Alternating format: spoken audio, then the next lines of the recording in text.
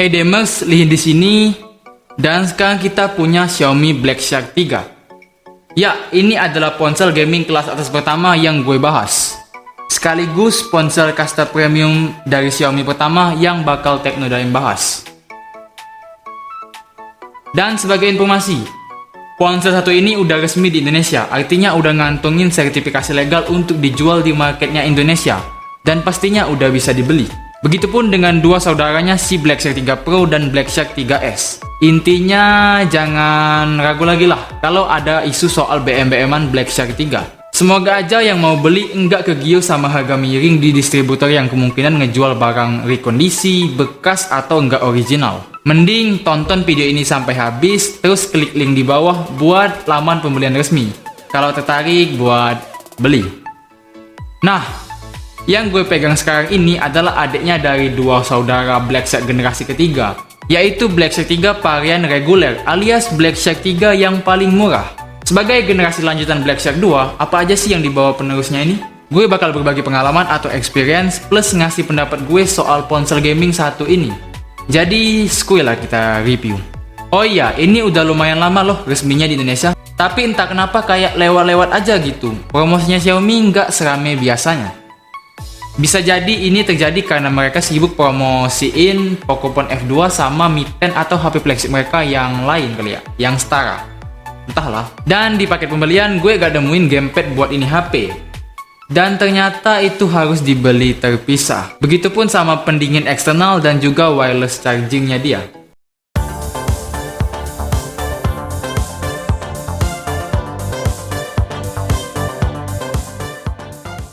First impression, jujur gue waktu di hari pertama pegang HP ini langsung salfok banget sama desain bagian belakangnya. Kalau buat lu pada yang udah megang Black Shark 2 mungkin biasa aja. Tapi karena gue pertama kali pegang ini Black Shark, feel gamingnya dapet banget. Body materialnya padat, berat, tebel, desainnya dibikin gaming stylish, dan ngebedain banget sama pesaingnya Razer Phone atau ROG Phone. Ya selera orang boleh beda-beda lah ya. Tapi gue betah sih sama desain kayak gini, yang dibikin bentuk silang ala huruf X gitu.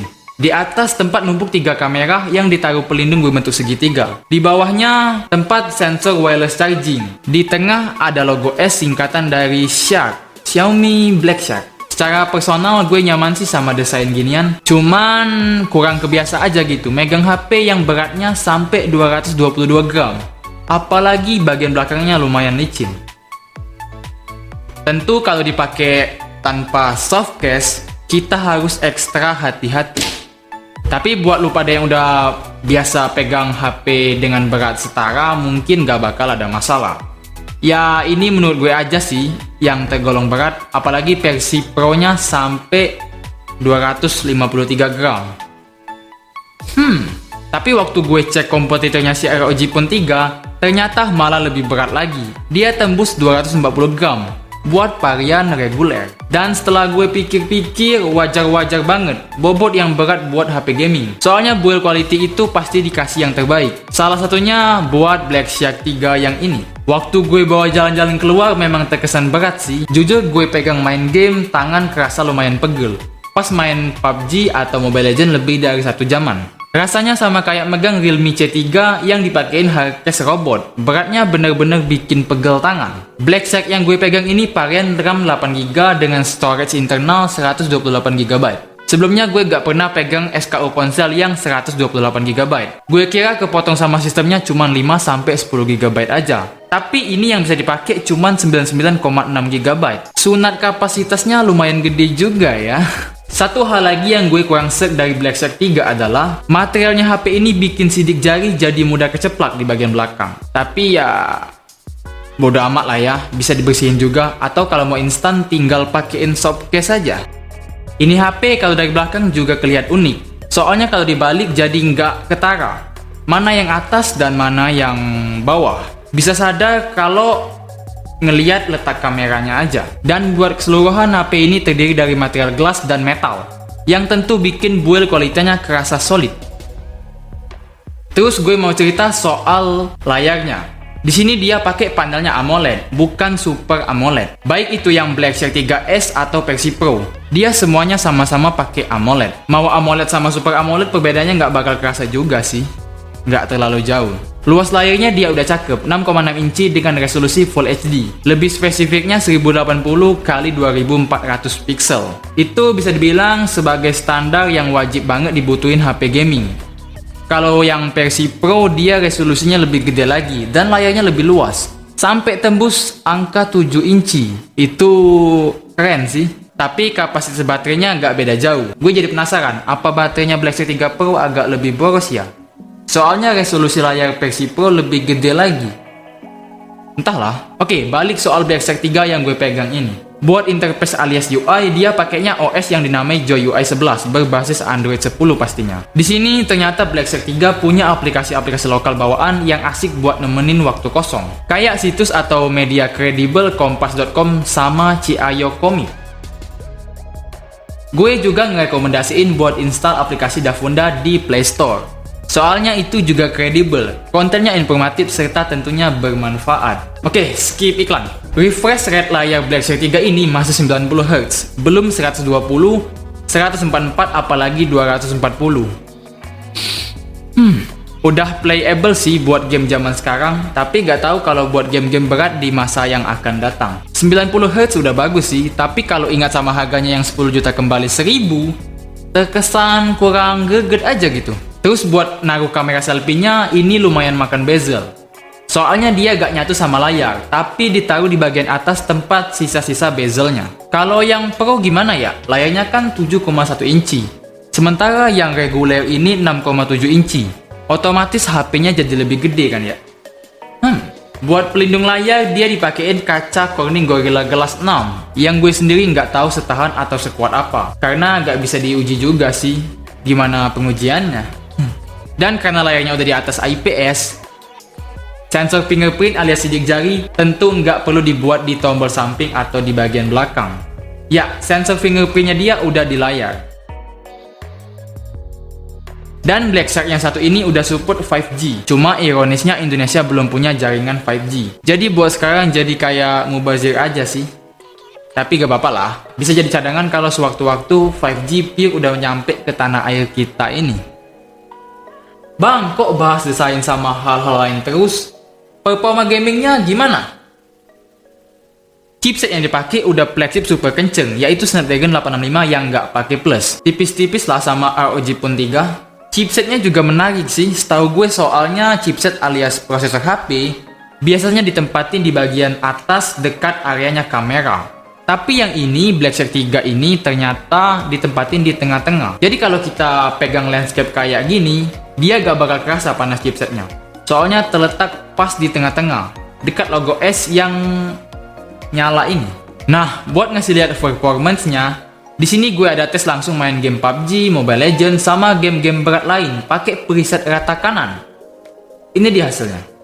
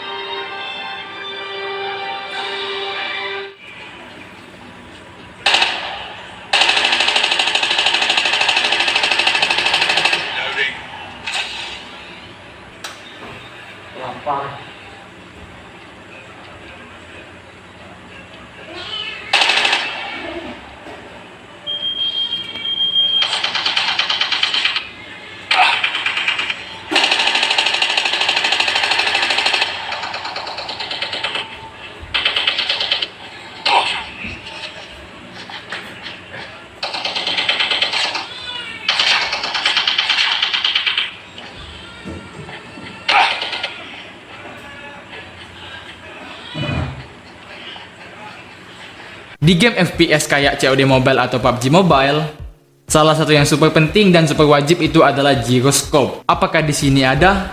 Ya tentu adalah. Sistem sunat macam apa itu kalau budget udah keluar hampir 10 juta tapi belum ada gyroscope? Yang namanya HP gaming kan ya, pasti harus ada fitur alias software bawaan yang dirancang khas buat keperluan gaming. Nah, di sini ada software yang bisa dibuka pakai tombol switch khusus game mode, namanya Sharky. Di game mode itu ada fitur keren kayak overclock, ngatur layar, dan lain-lain.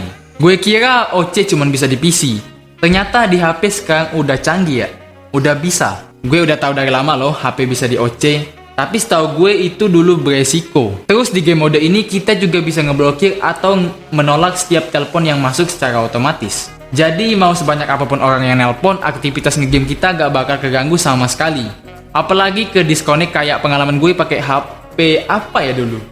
Lupa. Intinya kita bisa ngeblokir notif dan telepon yang masuk secara otomatis kalau lagi ngegame. Ini dampaknya bisa jadi bagus, tapi juga bisa jadi buruk banget. Dengan adanya Sharky dan fitur-fiturnya, kita bisa fokus ke game, tapi kita juga bisa kena marah sama emak yang mungkin nelpon kita karena bener-bener darurat. Sebenarnya nggak perlu mencet tombol Sharky, kita juga bisa menggunakan fitur-fitur yang dimaksud. Scroll down aja waktu kita lagi di game, tapi scroll downnya di area sudut kanan atas atau di sudut kiri. Kalau kurang ke kanan atau ke kiri, dia kebukanya malah quick setting yang biasa. Oh iya, di fitur game mode kita juga bisa ngasih lihat FPS waktu kita main game. Tapi sayang limit cuma sampai 60 FPS-an aja. Semoga ada update sih untuk softwarenya itu mode. Soalnya entar orang salah kira lagi. Ini HP dipakai ngegame apapun cuma bisa ngangkat 60 FPS aja. Agak sayang sih cuma kedetek 60 FPS tapi displaynya udah 90 Hz. Jadi buat nampilin FPS asli, kalau memang gamenya tembus di atas 60, gue harus pakai tools eksternal. Selain itu, gue juga ada ngetes beberapa benchmark, kayak nyari skor CPU, GPU, dan juga kecepatan transfer dari RAM yang dia punya. Dan ini dia hasilnya.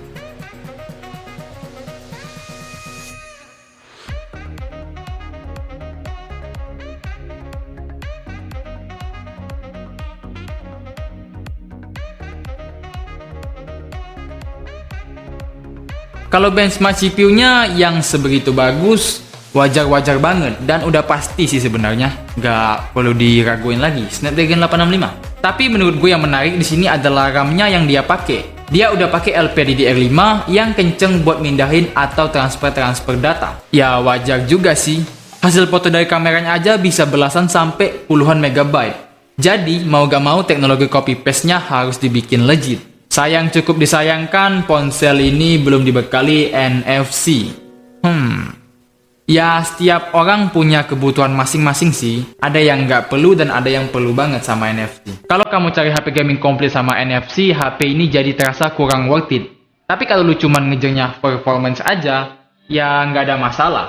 Gue rasa ini juga ngincernya pasar milenial Gen Z yang mungkin jarang pakai NFC. Gen Z kan apa-apa lebih suka GoPay, Oppo, dan pembayaran digital serupa lainnya. Intinya kalau nggak perlu NFC sama sekali, ini ponsel bisa jadi pilihan yang tepat. At least nggak ada lomba-lombanya lah. Buat ngapain aja, ngegame kek, tiktokan kek, nonton video 4K 60 fps, atau sekedar scroll-scroll beranda Facebook sama sosmed-sosmed sebelah. Apalagi buat bikin sinematik dengan footage 4K. Di HP ini kita udah bisa melakukan hal tersebut. Kan ada loh ya, HP bisa rekam 4K di sekian FPS. Tapi 4K-nya cuman berstatus gimmick. Soalnya video yang dihasilkan tetap kelihatan buram dan detailnya agak-agak pecah. Salah satunya ada HP di kelas menengah. Mau sebutin tapi gak enak. Ya no offense aja lah. Ngomong-ngomong soal kamera, HP ini punya sensor utama di bagian belakang berkemampuan 64 megapiksel. Terus ada dua sensor pendukung yaitu ultrawide 13 megapiksel dan juga Depth sensor 5 megapiksel. Karena tadinya gue pakai HP yang kameranya nggak terlalu banyak AI, di hari pertama gue sempet bingung sama AI-nya HP ini. Tapi sekarang udah lumayan pasti dan tahu fungsi-fungsinya. Secara teknis gue gak begitu paham soal hasil foto dari kamera HP. Cuman tahu dasar-dasarnya aja sih, kayak kontras sama sharpen. Dan menurut gue angka piksel yang gede itu nggak ngejanjiin hasil fotonya bagus dan jernih. Tapi hasil foto dari Blackshare 3 ini keren sih. Detailnya dapet, sharpen sama kontrasnya juga pas. Ketajaman warnanya juga tasty, mau kamera belakang atau depan sama cakep. Cuman hasil foto dari kamera selfie-nya agak lebih ke kontras. Di sini yang gue bilang cakep hasil jepretan sensor utamanya ya. Gue ada ngetes pakai mode serba auto menggunakan kamera ultra wide-nya. Hasilnya cakep, awan jadi kelihatan jelas dan terkesan jujur gitu. Tapi waktu gue aktifin AI-nya di mode foto itu, awannya jadi nggak kelihatan, warna putih ngeblank gitu. Sisi baiknya ini cocok dipakai buat foto-foto di dalam ruangan, atau photoshoot yang nggak terlalu mentingin detail langit-langit di luar ruangan. Jujur gue belum pernah cobain HP yang ada fitur night mode. Dan pas gue coba mode malam di HP ini, asik sih, keren. Gue foto di kondisi low light, tapi hasilnya jadi gini.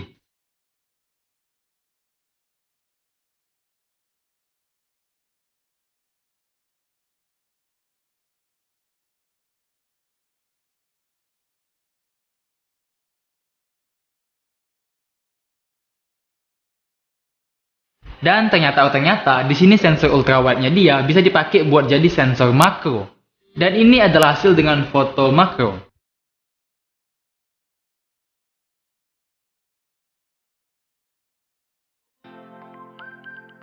Kalau lu suka foto-foto close up ala fotografer gitu, mode makronya kamera ini udah cakep loh. Detailnya mantep menurut gue. Dan sensor makronya itu ternyata juga bisa dipakai buat ngerekam video. Nggak biasa sih ini, menarik. Ngomong-ngomong soal video, gue bakal kasih lihat hasil perekaman videonya. Ada di resolusi HD, Full HD, dan juga 4K.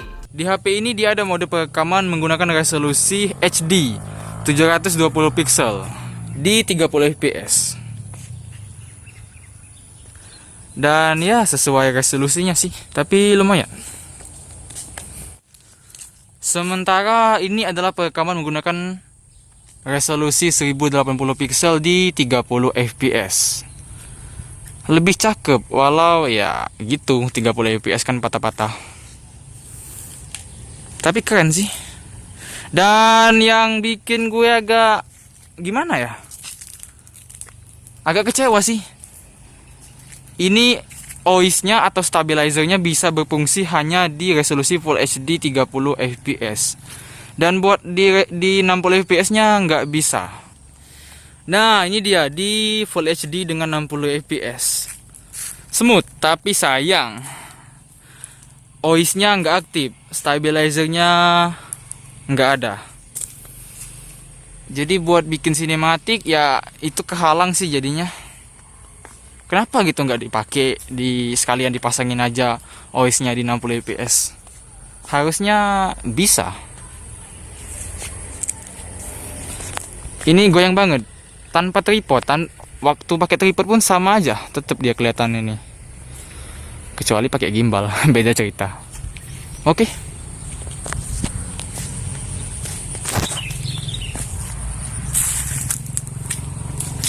Lalu ini adalah perekaman menggunakan resolusi 4K 4000 pixel.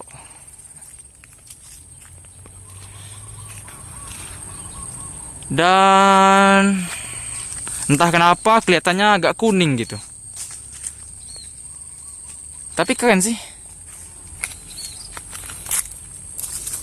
Dan tentu aja ini nggak ada OIS-nya. Kelihatan banget goyang.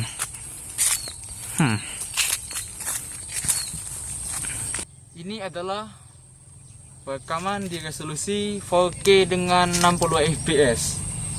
Dan keren sih buat sinematik pastinya, walau nggak ada OIS.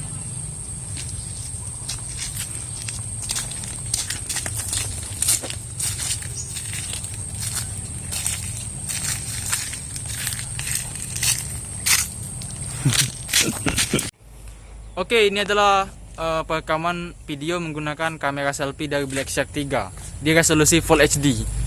Opsi di kamera depan cuman ada dua, di mode 720 pixel sama Full HD ini. Dan kameranya gak bisa gue bilang oke sih, soalnya langitnya jadi hilang. Wajar sih, cuman berapa MP juga. Dan ini kamera gue rasa memang dikhususin buat kebutuhan foto-foto indoor di dalam ruangan gitu. Ya nggak banyak inian.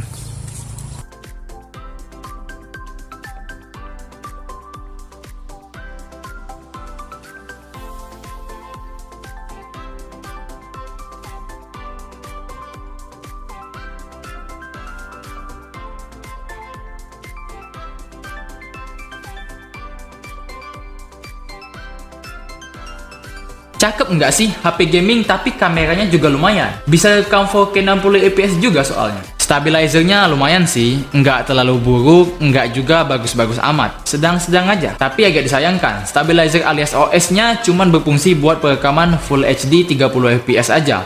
Kalau di 60 fps atau bahkan resolusi 4K, dia nggak bisa dipakai. Mau nggak mau kita harus punya gimbal dan stabilizer eksternal kalau mau ambil footage tanpa getaran, atau bahkan mau bikin footage sinematik di resolusi 4K atau Full HD.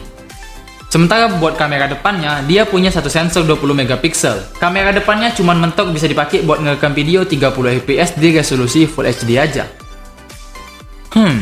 Oh iya, gue hampir kelupaan. Buat yang suka gaya-gayaan, logo S di belakangnya bisa hidup dibikin berwarna hijau loh. Soalnya dia bukan logo doang, ada LED-nya juga. Ini aja hidup nih. Ya nggak hijau aja sih, bisa kita ubah sesuai keinginan. Ada biru, ungu, merah, dan lain-lain. Dan yang menurut gue jadi sebuah kejutan atau spesial kalau buat gue bilang, ini ponsel punya teknologi nyatuin kemampuan kameranya buat menghasilkan foto dengan resolusi super raksasa, yaitu di resolusi 256 megapiksel. Dan perlu dicatat, pengambilan foto dengan resolusi 256 MP tersebut membutuhkan waktu kurang lebih 20 detik. Dan buat sampel, ini beberapa hasil jepretan gue dengan resolusi tersebut.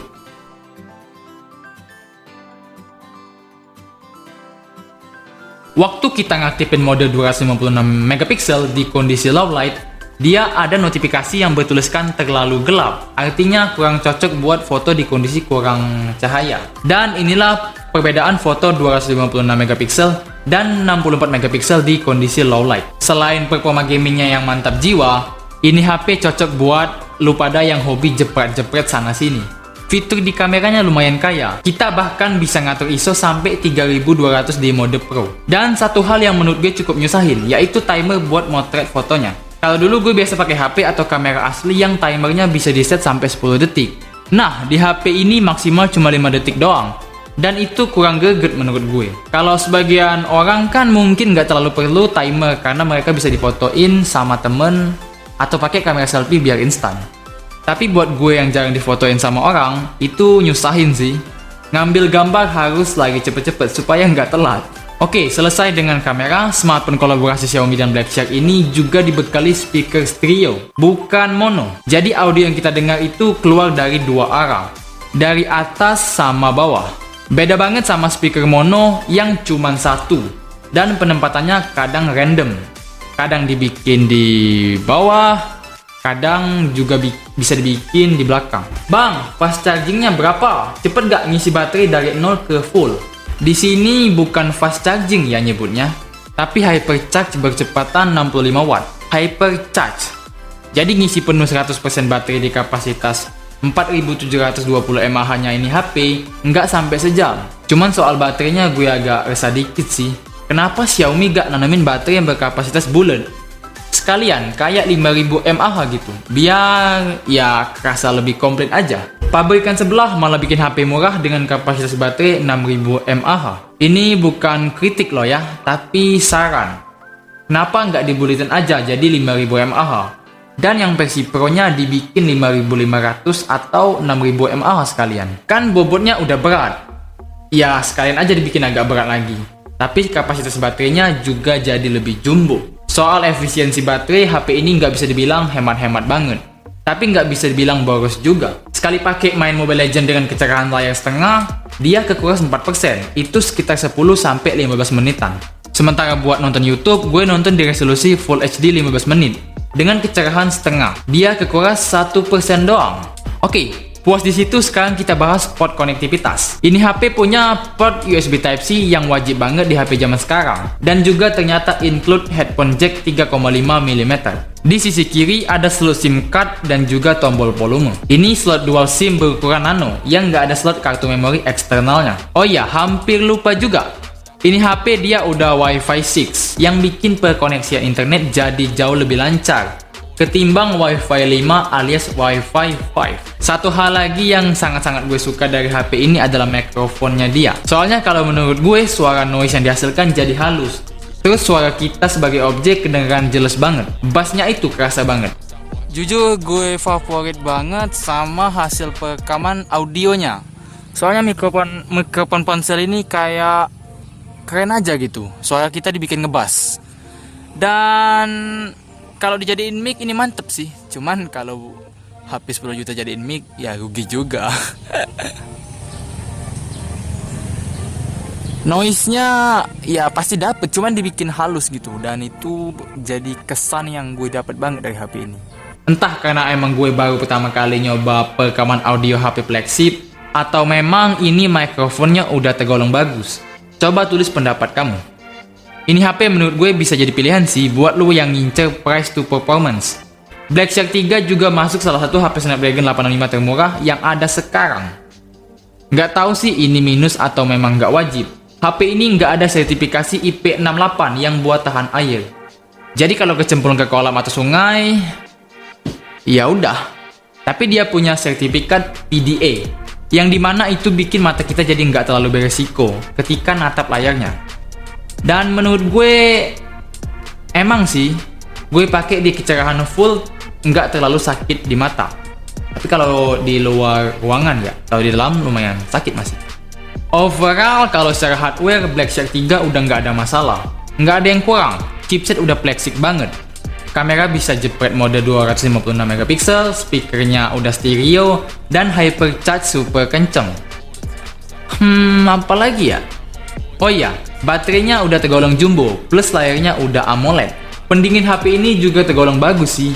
Gue nonton channelnya siapa gitu, dia bilang Black Shark 3 ini dia pakai sandwich cooling. Dan waktu gue coba sendiri, temperaturnya nggak kerasa terlalu anget waktu dipakai main game berjam-jam. Atau suhunya nggak terlalu kerasa gara-gara body material pelindungnya yang solid ya. Entahlah. Kalau gue sih jujur, part paling menarik adalah bagian ngisi ulang baterainya ini HP. Soalnya waktu gue colokin, gue fokus ngelihat angkanya yang terus nambah. Sampai mikir, kok bisa ada teknologi charge yang sebegini cepet? Ekspektasi dan experience gue jadi kebayar aja gitu. Soalnya gue pikir HP gaming di bawah 10 juta itu kecepatan charge-nya biasa aja. Dan kameranya disunat. Kalau ini malah dibuat ganas. Ya nggak terlalu wow juga tapi. Ya tau lah ya. HP beginian pasarnya di mana? Dia overpowernya buat get-an gaming. Dari desainnya aja kelihatan kalau ini alat tempurnya gamers. Tapi menurut gue harusnya ini bisa diimprove lagi sih. Kayak baterainya dibikin 5,5K mAh atau 6K sekalian. Sama refresh rate layarnya yang bakal sedep kalau tembus 144Hz. Kesimpulannya, ini ponsel udah cocok lah, nggak ada minus dari segi spesifikasi dan fitur. Bahkan condong banget buat multifungsi selain dipakai buat game. Apakah Black Shark 3 worth it buat game? Yap, ada harga yang pantas, ada pula kualitas alias benefit yang kita dapetin terhadap budget yang dikeluarin. Kita udah dikasih banyak lah, performa tanpa kompromi, kamera yang juga nggak kalah keren, ngisi baterai super legit, dan desain yang dibikin gaming khas banget. Dan lawan ini HP kayaknya ada dari brand sebelah, yaitu ROG Phone yang pakai Snapdragon 865 Plus. Intinya price to performance HP ini nggak buat sultan-sultan amat sih. Ya bisa cocok juga buat yang punya budget high end tapi pengen nggak terlalu nguras dompet. Kecuali kalau emang budget lu kelebihan. Lu boleh ambil kakaknya si Black Shark 3S atau yang Black Shark 3 Pro sekalian. Gue rasa ini cocok sih buat jadi pilihan upgrade misalnya lu pengguna HP gaming kayak Hore yang udah nabung lama buat punya HP gaming yang sesungguhnya. Ini udah cakep, pakai banget. Tapi kalau misalnya buat upgrade dari ROG Phone 2 atau Black Shark 2, gue rasa nggak perlu sih kecuali budget lu meluber. Soalnya Snapdragon 855 Plus itu masih worth it banget buat ngelibas game kompetitif yang ada sekarang. Kalau tertarik, ini HP dijual dengan harga 10 juta kembali 1000. Lebih spesifiknya 9.999.000 rupiah. Varian warnanya disediain 3 pilihan, meliputi Armor Grey, Style Silver, dan juga Lightning Black yang gue pegang sekarang. Kalau ditanya apakah HP ini adalah HP gaming terbaik, jawabannya iya, masuk ke salah satunya. Karena mereka sekarang punya saingan baru dari ROG Phone 3 yang chipsetnya lebih kencang lagi. Tapi kalau dari gue, yang pasti ini udah tergolong worth it. Dan gue rasa nggak ada lagi yang bisa gue bahas. Kalau ada detail-detail kecil atau penting sekalian yang gue kelewatan, kasih tahu aja di kolom komentar. Semua experience yang gue ceritain tadi pure adalah pendapat gue personal. Jadi kalau di kacamata kalian beda, boleh banget diceritain, kita bahas bareng, atau bertukar experience di kolom komentar. Sekolah langsung, bawa.